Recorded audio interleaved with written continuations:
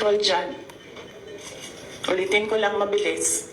Si Zaldico, Martin Romualdez. Kita natin yan. Tingnan nyo ang NEP, tingnan nyo ang GAA, tingnan nyo ang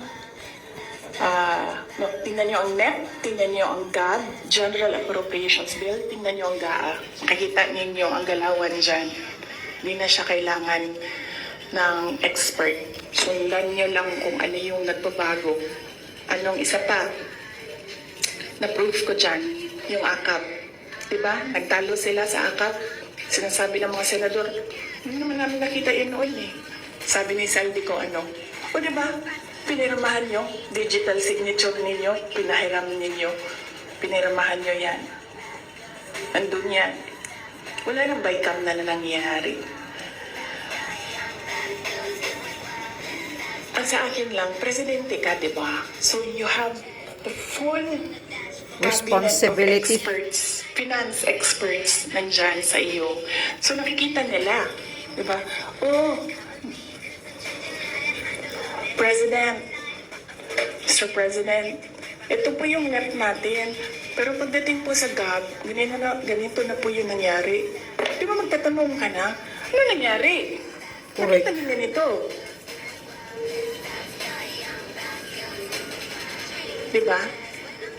O ako lang ba yun? Well, kung ako yun, ganun.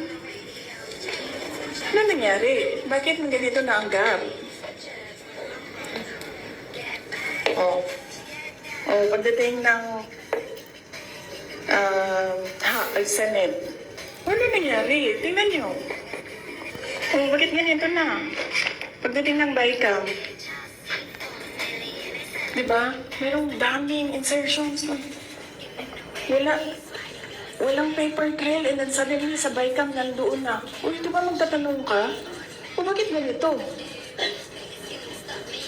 Ano nang ginagawa sa budget? Kaya nga. Parang mo nakita yun May milagro. Hindi ko lang alam kung alam niya. But there is an expectation that alam mo, kasi ikaw ang nag-submit ng NEP, ay nakita mo kung anong lumabas sa GAA. Tama. So there is an expectation na alam mo kung anong nangyayari sa budget. Yes. Alam yan ni Bangag. Totoo yan. So merong president na, Yan okay, ito yung NEP. You see? And then after a few months, okay, ito yung GAA. Yung wondering kung alam niya kung ano nasa page 2.